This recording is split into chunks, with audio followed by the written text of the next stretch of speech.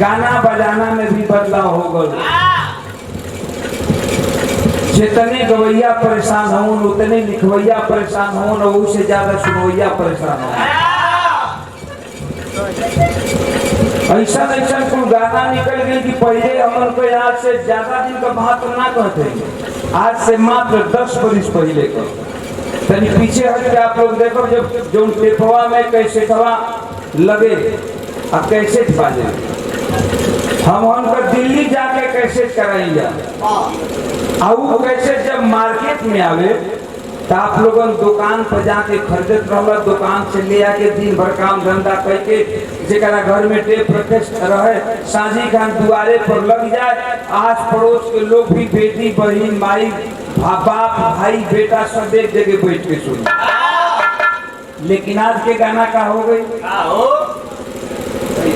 आज के गाना ऐसा हो गई कि अगर कोनो घर में भाई कैसे बजावत बा, गीत बजावत बा, और ये जवान बहन चाहे बेटी बैठल के तुम्हारे शर्म के मारे उठ के चल जाए। अश्लीलता, अश्लीलता का बहुलियत हद हो गई, पार हो गई।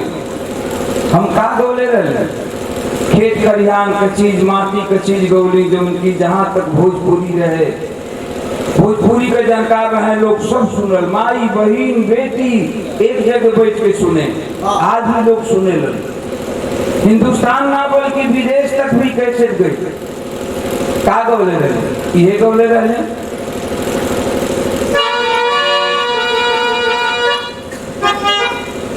ये गौले रहे कि बड़ा नीक लागेला,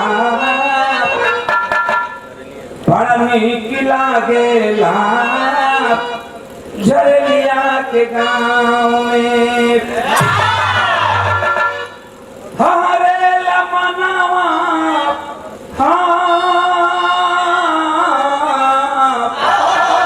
हरे लमनवा देखी देहाती हाव भाव में, बड़ा नीक लागेला झरलिया के गाँव में। लेकिन आजकल के लइकवा गावता का गावता समाज पे,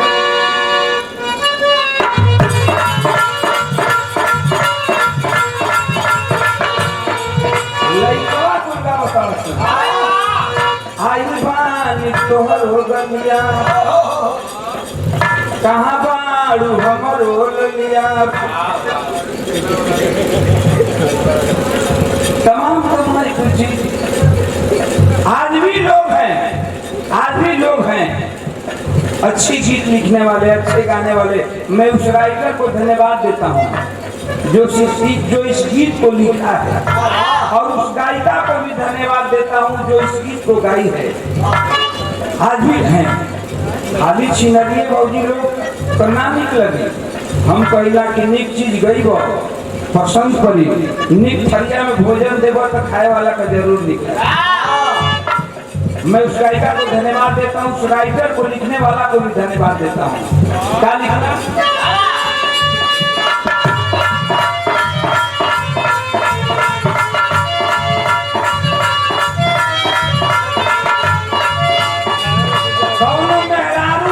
मर्द से तारीफ करते। ये तो हमारे हिंदुस्तान का धरती है, यही हिंदुस्तान की धरती है।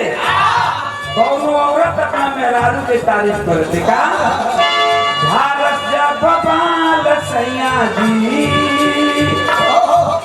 लागस कमाल सैया।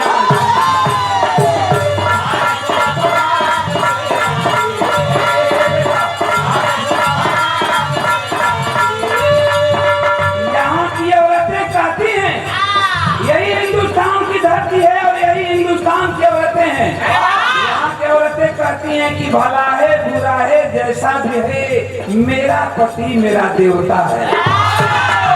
काहे में उभले पिए खड़े हो, दोनों बेरा दारू पी के नाली में गिरे फूके, लेकिन मेहरारू का कहे सुन, भला है बुरा है जैसा भी है, मेरा पति मेरा देवता है। हमारे हमारे हिंदुस्तान के औरत, हमारे हिंदुस्तान का माटी,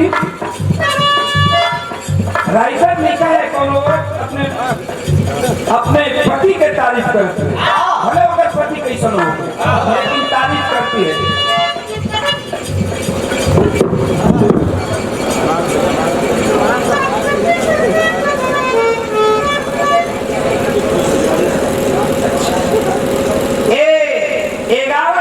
का पुरस्कार व्यापार मंडल के भूतपूर्व अध्यक्ष और वर्तमान प्रत्याशी भाई राजा राम यादव जी के, जो हम लोग के गार्जियन हैं, बहुत बहुत प्रणाम हम करते हैं। 1100 रुपया पुरस्कार देके स्वागत किए हैं। और मैं मालिक से विनती करूंगा या अपने लोगों से यही कहूंगा कि एक बार फिर राजा राम भाई को, राजा राम भैया को चांस दिया जाए और देखें जैसे पहले थे वैसे आज भी हैं। आजो कोनो बूढ़ नहीं कर भाई, आजो जवानी इनका अंदर जो होता था कोनो पुरान नहीं कर भाई।